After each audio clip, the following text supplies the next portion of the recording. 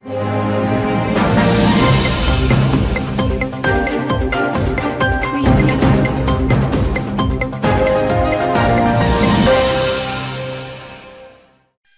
To news 9 TV. నేను మీ Krishna. Today speed news. రష్యాతో జరుగుతున్న ఘర్షణ మూడో ప్రపంచ యుద్ధానికి దారితీసే ప్రమాదం ఉందని ఉక్రెయిన్ అధ్యక్షుడు జెలెన్స్కీ హెచ్చరించారు. అమెరికా సహా అనేక దేశాలు తమకు మద్దతుగా నిలుస్తున్న నేపథ్యంలో ఏమైనా జరగవచ్చని వ్యాఖ్యానించారు. ఫ్రాన్స్ లో రైతుల సమస్యపై కొనసాగుతున్న ఆందోళన సందర్భంగా ఇద్దరు పర్యావరణ కార్యకర్తలు ప్యారిస్ లోని లౌరా మ్యూజియం లోని మోనాలిసా చిత్రానికి రక్షణగా ఏర్పాటు చేసిన గాజు పలకపై సూప్ చల్లారు.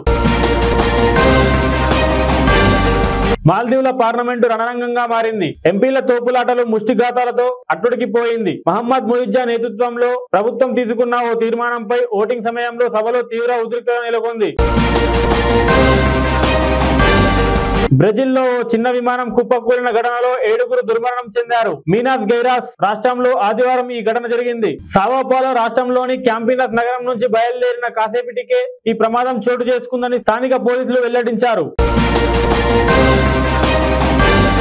పశ్చిమాసియాలోని జోర్డాన్ లో ఉన్న అమెరికా సైనిక క్యాంప్ పై డ్రోన్ దాడి జరిగింది. ఈ ఘటనలో 3 సైనికులు చనిపోయారు. సుమారు 25 మంది గాయపడ్డారు. సిరియా సరిహద్దుల్లో ఈశాన్య జోర్డాన్ లో ఈ ఘటన చోటు చేసుకుంది. మహదా, కహెంటో, హతేఫ్-1 అనే 3 ఉపగ్రహాలను తాము విజయవంతంగా ప్రయోగించినట్లు ఇరాన్ ఆదివారం ప్రకటించింది. దేశీయంగా అభివృద్ధి చేసిన సిమోర్గ్ రాకెట్ వాటిని 450 కిలోమీటర్ల ఎత్తున ఉన్న కక్షలోకి చేర్చినట్లు తెలిపింది. అమెరికాలో తుపాకీ సంస్కృతి మరోసారి విషం చిమ్మింది.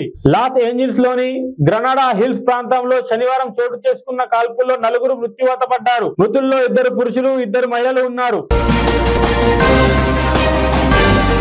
ఉత్తర కొరియా మరోమారు దుందుడుకు చర్యలకు దిగింది. ఆ దేశం పలు క్రూజ్ క్షిపణులను ప్రయోగించిందని దక్షిణ కొరియా సైన్యం ఆదివారం ఓ ప్రకటనలో పేర్కొంది. తూర్పు మిలిటరీ బేస్ ఆధీనంలో పోర్ట్ నుంచి ఈ ప్రయోగాలను నిర్వహించినట్లు తెలిపింది. అయోధ్య రామాలయంలో బాలరాముడు ప్రతిష్ఠ దేశంలో కోట్ల మంది ప్రజలను ఏకం చేసిందని ప్రధాని మోదీ పేర్కొన్నారు. ఆ సమయంలో దేశ సామూహిక బలం వ్యక్తమవుతుందని అన్నారు.